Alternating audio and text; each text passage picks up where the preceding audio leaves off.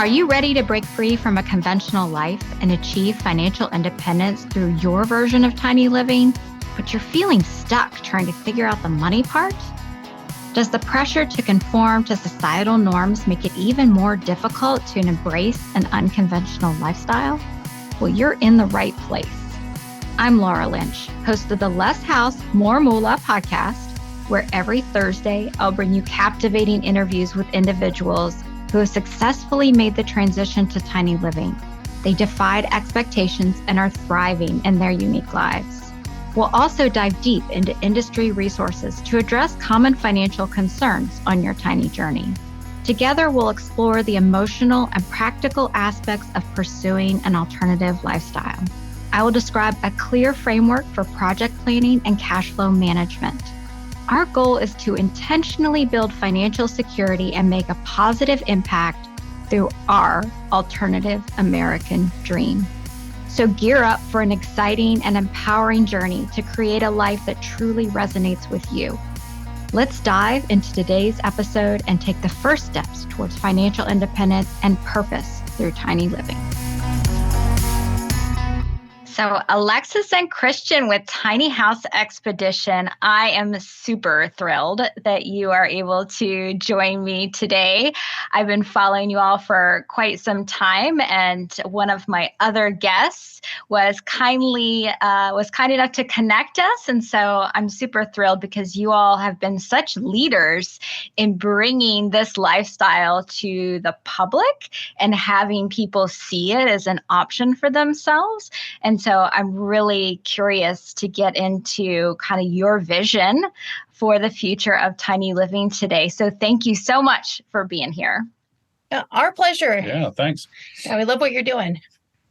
So I really love your tagline, A Journey with a Purpose. And it sounds like when you all first got started and built your tiny house, it really had a purpose behind it. And so now here you are, you have dedicated your life's work to this movement. So share with us the story of kind of how that unfurled for you and why this is such a passion for you.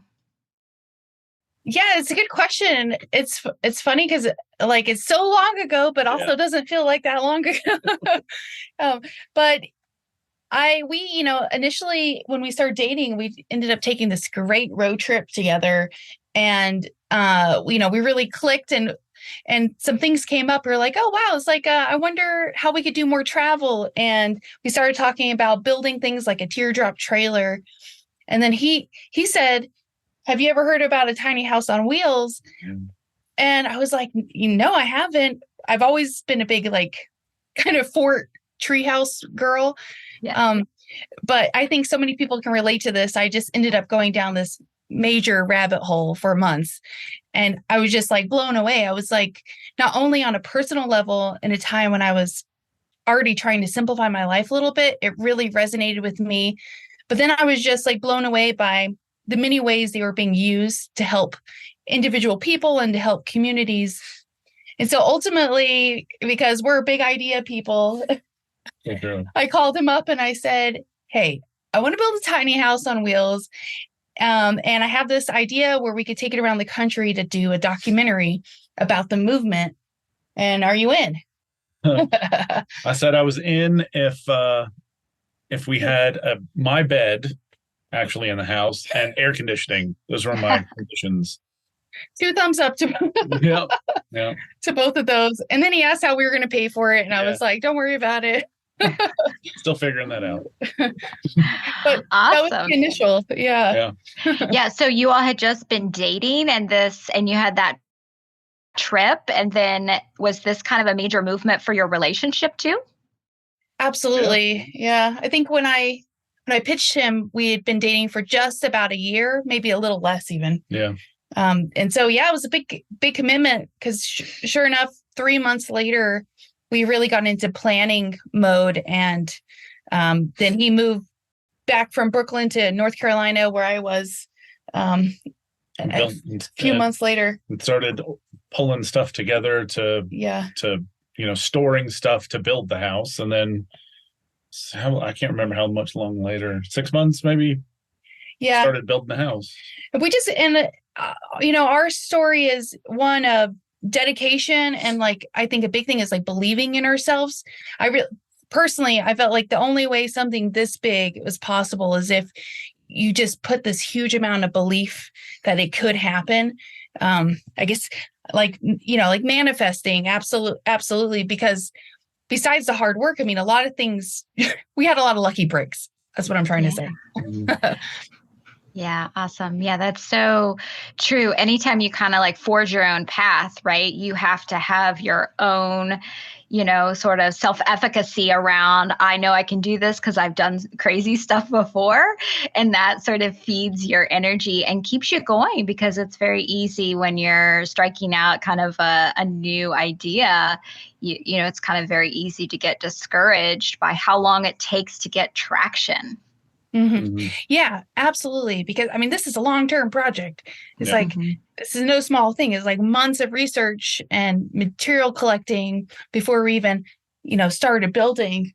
But like so many people, initially we had an unrealistic expectation. We're like, maybe 3 months we could build a house.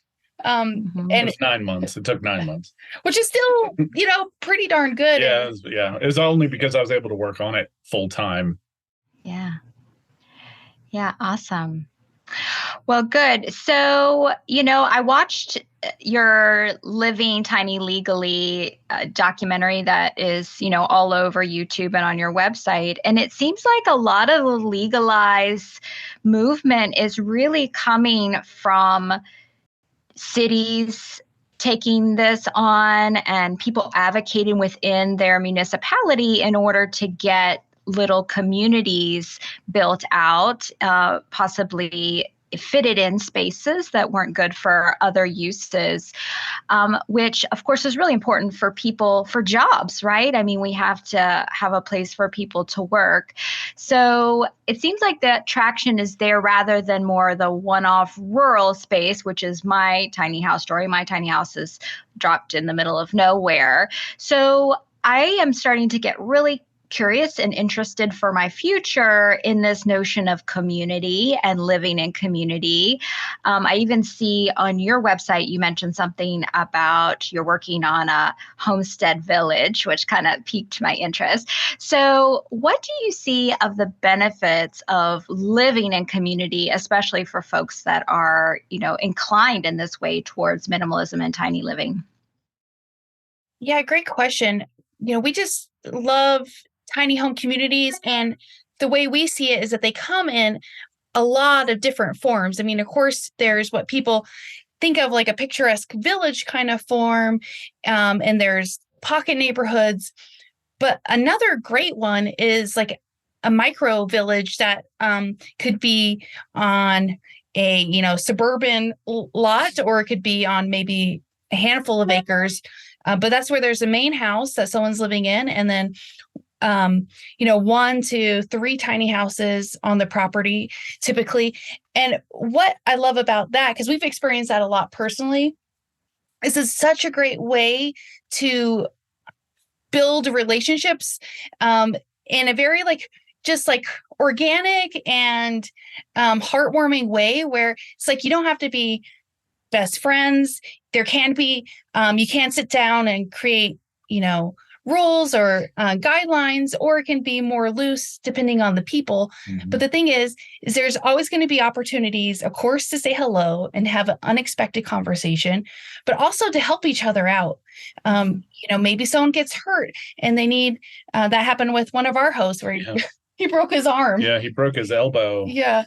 So me and his wife called me from inside the house and said, "Hey, can you help me? He fell down at a car wash, and I need to take him to the hospital, and would you be able to get his car for me?" So so of course I rode over there and helped him out the best I could. And then for the next, was it year almost? Yeah, a long time. Yeah, he was doing rehab, so he couldn't, so I was doing things like taking out the trash every week and cutting the grass for him and that kind of stuff, shoveling snow. And so we had more conversations with them, and this is definitely a very informal community take, but I bring that up because I think there's different ways to think about community, and I know so many people express how they don't know their neighbors. They just kind of feel disconnected. Yeah. And so even if you just have quarter acre, half acre, there's the possibilities for something like this. And we've also seen really wonderful intentional communities done on that small scale where the people share the main house. Mm-hmm. So there's that resource sharing on available land. And, and of course, in bigger communities, there's a lot of neighborliness and resource sharing and more opportunities for community building with activities and whatnot. Like we were recently at the Oconee Bell Tiny Home Village, North Carolina. Such an incredible village, one of the best in the nation. Mm-hmm. And they get together and do like a creek cleanup, and they have occasional potlucks, and people help cat sit and dog sit, and it's just it just feels good to be connected to the folks around you, and we can't do everything on our own. No, that's totally true. So it's nice to have that support. Yeah, for sure. I was just sort of doing a little LinkedIn rant yesterday about the way that the American dream is sort of institutionalizing this isolation that we have, right? And as a financial planner, I see so many women, because women live longer and they're, often the one to solo age, rattling around in these houses that they worked so hard to achieve and pay off. And yet it's so terribly lonely and depressing. And so how beautiful that the tiny living movement can help restart the conversation around community, that really historically humans have lived in community and in village and have been able to resource share and provide support for each other. And it's so important for our mental health to have those relationships. And we've forgotten about that while we, kept ourselves locked away in our ticky-tacky homes where we don't know our neighbors. So I love that. So what would you like to see next happen in terms of tiny community development based on all of those different sort of formats that you just talked about? Yeah, good question. I mean, it's just more acceptance. I mean, at the end of the day, I feel like there's so much that could be done so quickly to allow for tiny home communities and tiny homes and backyards. It doesn't really take that much work, but it takes a little bit of convincing. And that's why you have to give so much kudos and thanks to all the advocates who have done that, who've gone to their community council, city council meetings or planning commission meetings that could be really boring. But, sometimes for some municipalities, it's just like bringing them the idea, and because they've never thought about it before. So, sure. So anyway, but back to the main part of the question is, I would like to see more communities, because the number one need that we have in this movement is secure parking, secure tiny house on wheels parking. And I have to give a shout out for Abby Shank and Tiny Estates. They're based in Pennsylvania, a great community. And she's very fortunate to have a fund at her disposal where they are seeking to build up to 40 communities around the country. And she's taking an interesting approach, which I kind of like, which is one, let's try to find places where it won't be such a hard sell. Maybe that is in more rural places with more lax rules, or in places where they have done other planned unit developments. And that's kind of like, almost like getting a variance. It's like a one-off.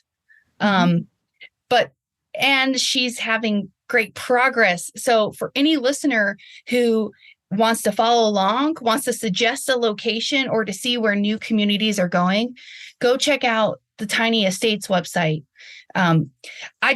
I think that's brilliant. And the thing is, to make that is the money. And that's, it takes a lot of money to build communities on that scale. But in regards to like the backyard village or the micro community, we just like to beat the drum. We just like to spread the good word, because a lot of people have a vision of living tiny on their own land, which we completely get. Yeah. We're sitting in our A-frame on our acre and a quarter, and our tiny house is next door, and we're hoping to host another tiny house or two on our property, and that's what we're working on. But it's just like, just consider that it's beautiful. You can have levels of privacy and shared spaces. So you don't, I think that's one thing that people get concerned about, is that they're going to feel all crowded. And you really can easily design your space around that, even in a fairly small yard. Yeah. I mean, we were parked in a backyard for 2 years, and there were times that we didn't see the owners for like a month or so, we just didn't see him at all. So like our schedules were missing. Yeah, it was totally off. Yeah. And we worked from home. So, but yeah, it can be, what you want it to be, living in a small community like that. Now, and the catch is, and I have to say this, since we're talking legal stuff, is having a tiny house in a backyard, especially more than one, is not necessarily going to be allowed in most places.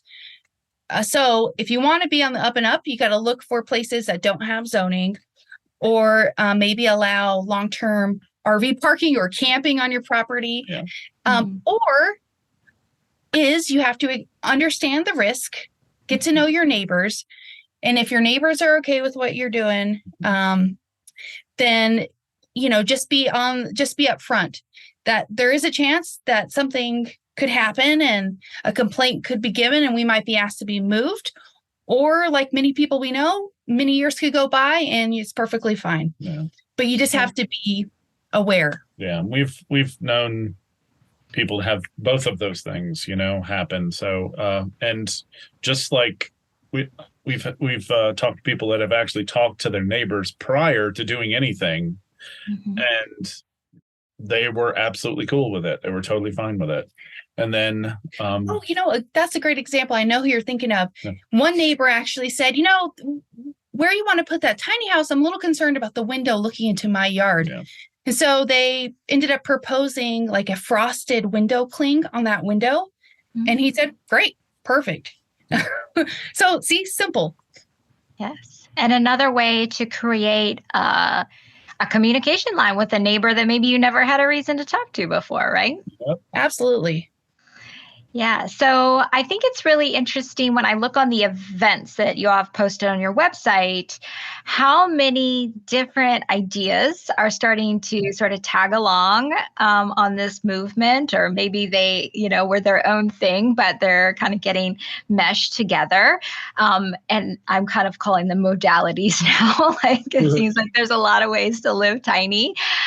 So what is exciting to you? Obviously, you did Tiny House on Wheels, and you're in an A-frame. So when you see these events and participate in these other types of, living structure events, what is sparking your interest, and what are you excited about?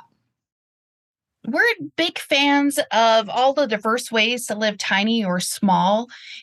Basically, it boils down to, we're just big fans of thinking outside of the box, like people prioritizing their mental well-being, emotional well-being, their financial well-being, and oftentimes choosing an alternative home, whether it be a bus conversion or a tiny house on wheels, or maybe a naturally built cottage, whatever it is that can help you achieve those goals. Like we're very interested in.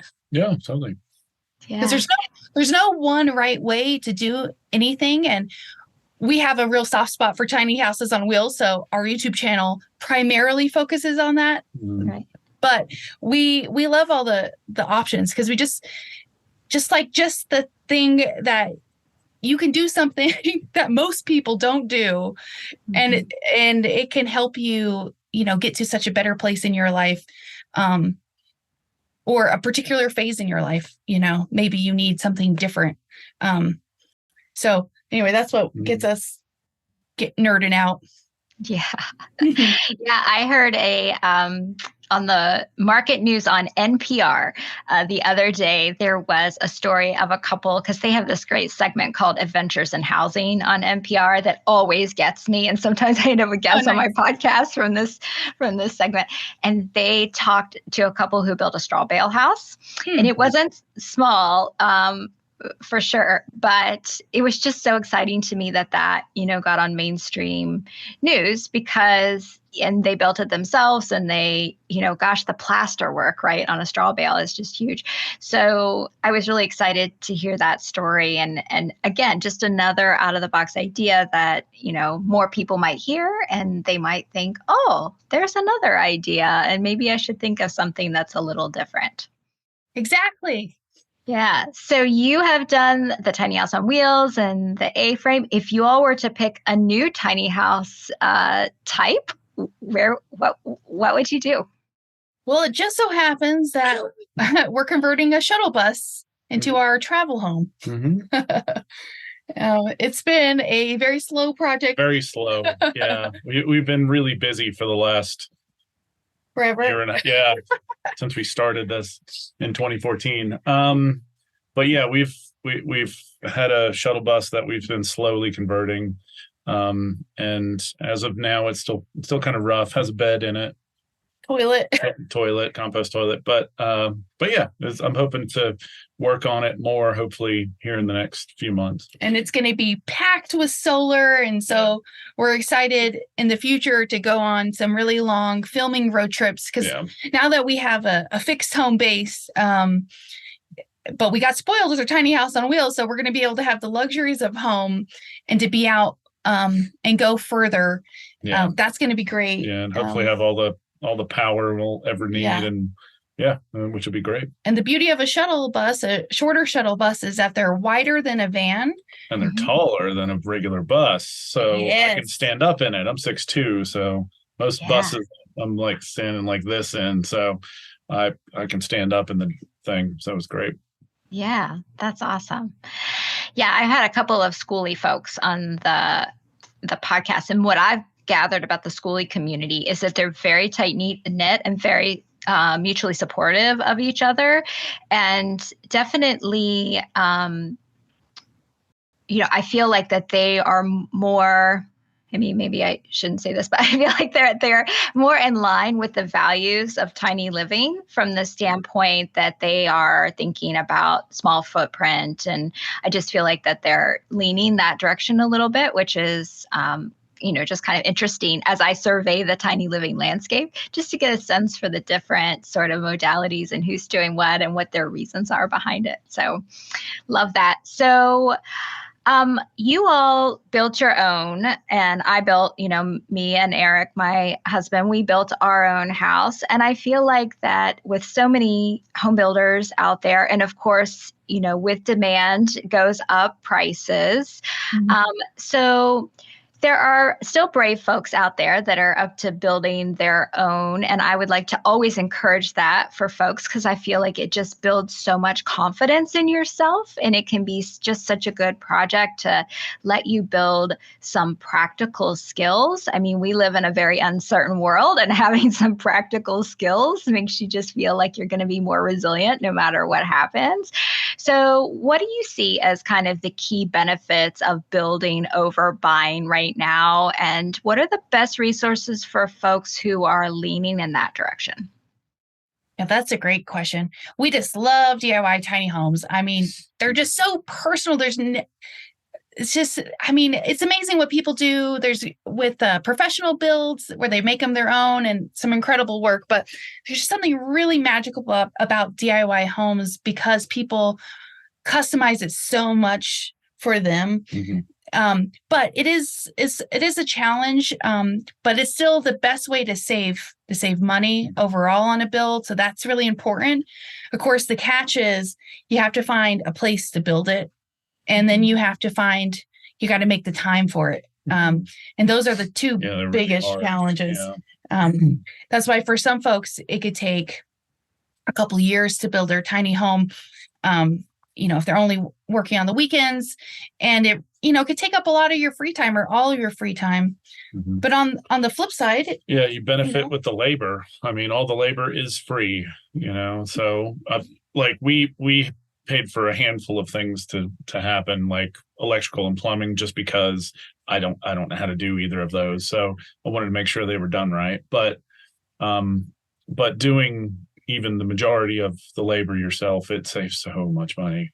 And, and like you were pointing out, there's nothing like having a hand in the place that you're going to live. And Christian was our primary builder, but the little bits that I contributed, just felt really good. It's great knowing when I look up at the ceiling and I'd be like, I sanded that. And it's like, have this memory and connection that you just can't find elsewhere. Yeah. And if you build it yourself, you know how to fix it.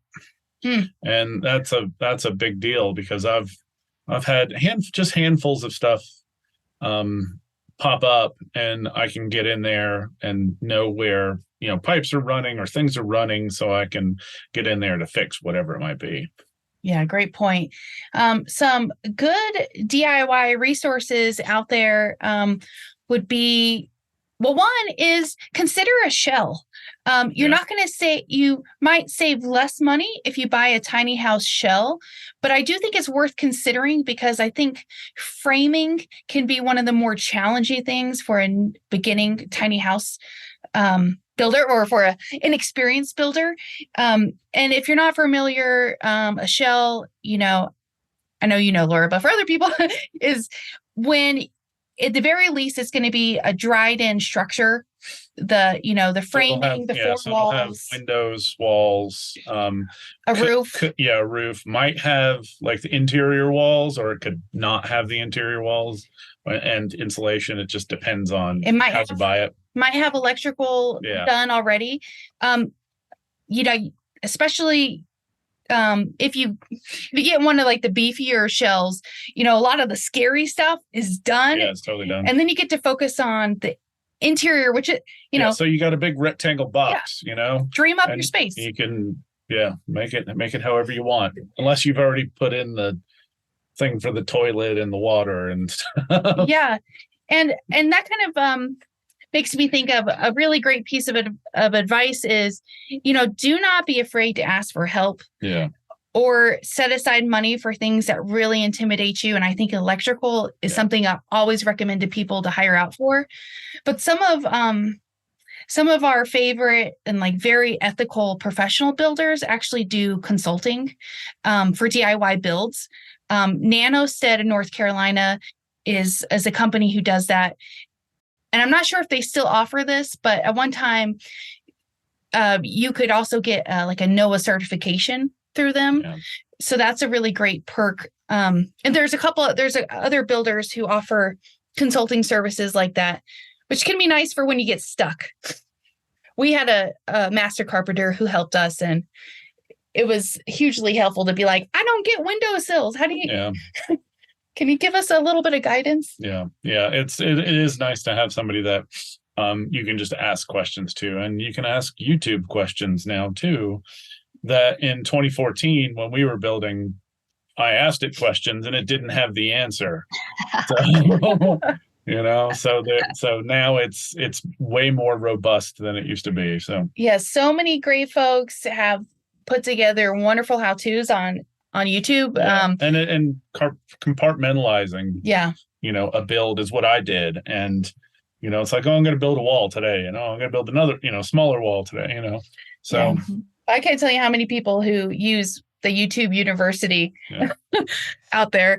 And, sometimes it's worth looking at more than one video. Yeah, always. Like that's what she did, but what did, this guy do over here? Compare. Yeah. Yeah, for sure. Yeah, it's definitely, I'm sure, daunting for folks who don't have any experience in this, but we never have any experience in anything when we first try it, right? And I think it's so important to, understand kind of how you get comfortable with something, and you get comfortable with something by, trying it, and, maybe start with a smaller project, maybe build yourself a doghouse or a chicken coop, right? And then, kind of build your confidence there. But to your point, right, this is the real way to, or, maybe the most efficient way of creating that sweat equity in your house, and thereby not only knowing that the paint on the walls you put there, but also that you don't owe anybody anything for it, which is just, a damn good feeling. For sure. Exactly. Yeah. For sure.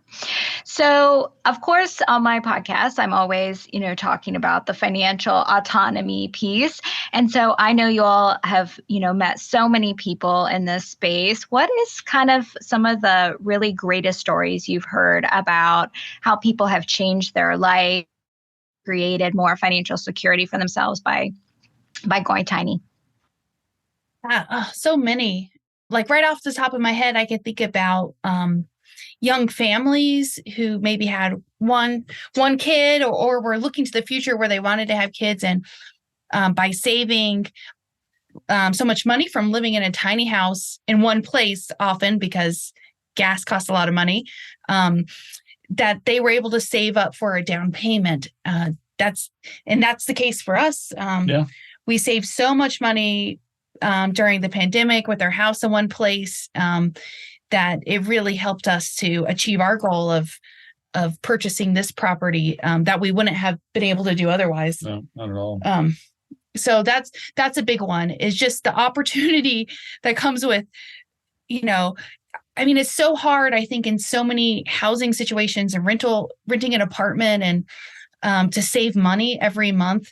And that's a barrier for people to get in tiny houses, to be frank, is you do have to have some upfront money to make it happen. Mm-hmm. The good news is there's more financing available than ever before, which is helping people to make the tiny house purchase, because the down payments are much smaller in that case. But, definitely know of some solo older women, as you referenced earlier, who maybe they had a house that they could sell and then move into a tiny home, and then all the leftover proceeds from their house is now a retirement fund that maybe they didn't have. Sometimes if you're lucky enough to own a house as an older person, that might be your only asset. Yeah, totally. But then you're left with a space that you have to maintain, and that's, really overwhelming. So for the lucky ladies in particular who've been able to do that, they now have more security and a better quality of life. Yeah, for sure. Yeah, my mom is not in a tiny house, but she's in what I call a co-housing situation, in that when my dad passed away unexpectedly, she moved in with her sister. And so she's sharing, a roof with her, and sharing the responsibilities, and frankly, helping each other out in much that social connection way that we were talking earlier about, with, creating community. And that was her nest egg, right? Is the equity that she had in her home.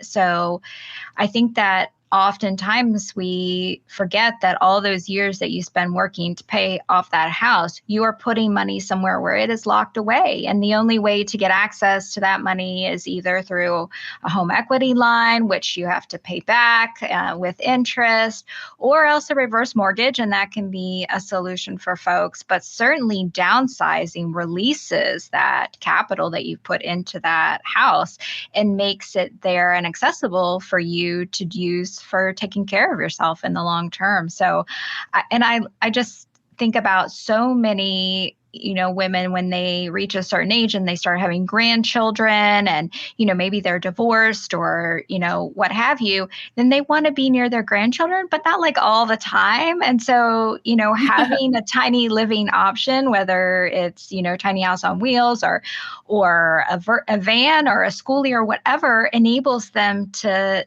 be near their grandchildren and see places they've never seen, and all the things. And so what a empowering empowering path for women to sort of take their housing and squish it a little and down and then free themselves up to do the things that they really want to do. Yeah, I love that. It's like life's short. Yeah, for sure. So you talked about the financial hurdle of getting into the tiny house and that, financing is sort of opening that door a little bit. Is there anything else that you see as a big financial or even other kind of hurdle to making this life change? Let's see. Yeah, besides the financial, Parking. a big reason why we created the Living Tiny Legally films was because we were kind of taken back by how confusing it is to navigate the legal landscape. Mm-hmm. And over time, what we've realized is there are so many people who aren't comfortable with doing what we did for so many years, which is taking on a risk. They know that someone could say you have to leave, and we were always ready to do that. Yeah. But we know that there's a lot of other people where this is such a good choice for them. And folks who don't want to be like fully nomadic in particular, or, maybe they want to be able to move their home here and there. But for these folks, knowing that you can have a secure place to park your home is a barrier that keeps people from moving forward. And so that's why it's so important to keep supporting efforts to create more legal acceptance. And that's why we're part of the Tiny Home Industry Association, who's doing just that. Yeah, I'm sure that weighs on people, right? That kind of scooting under the radar thing, in the same way that lots of other things sort of weigh on us, whether it's, debt or whatever.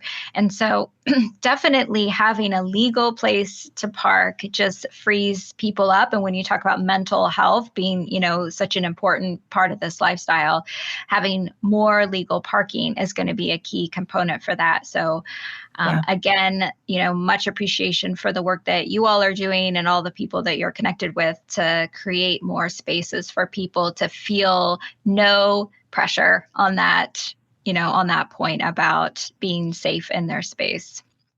And it is great to know that, from when we first started to now, is like there's been a huge amount of growth and of legal acceptance. I mean, you used to could count the places that allowed tiny homes on wheels, like specifically went out of their way to do it.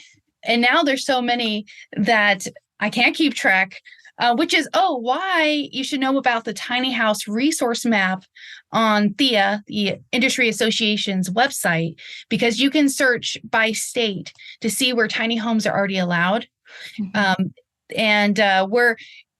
We have someone who's dedicated to that. And so not every single place, like I said, there's so many, is currently on the map, but we're working hard to get them all up there. And so that's just really encouraging, is to see that huge progress. And I think it's all signs point that it's only going to continue, because struggles around housing in our communities are not getting any easier, especially affordability. So I think there's a lot more openness. Yeah. Yeah. I mean, the timing couldn't be better, right? From an affordability crisis standpoint, to keep the momentum moving. Well, thank you both so much for being here. Please share with us where listeners who have been living under a rock, haven't heard of you, can find you and your work. Please check us out on YouTube. Tiny House Expedition is our channel, and that's where you can watch our Living Tiny Legally films. And also you can see stories from people of all ages living in all kinds of tiny homes and how it's made such a huge difference in their lives. Awesome. Well, Alexis and Christian, thank you again so much for being here. It was such a pleasure to talk to you both. Thank you. Yeah, thanks. Well, that's it for today's episode of Less House, More Moolah. To access valuable financial tips and resources tailored to your tiny living journey, join our exclusive community at thetinyhouseadvisor.com. Here you'll find a supportive network of like-minded individuals committed to helping each other navigate the challenges and celebrate the victories of embracing a minimalist lifestyle. So don't miss out on the opportunity to be part of this empowering tribe. Be sure to tune in next Thursday for another insightful episode of Less House, More Moolah, where we'll continue to explore practical solutions and inspiring stories to help you create the life you've always dreamed of. Please see the show notes for important disclosure regarding the Tiny House Advisor LLC and this episode.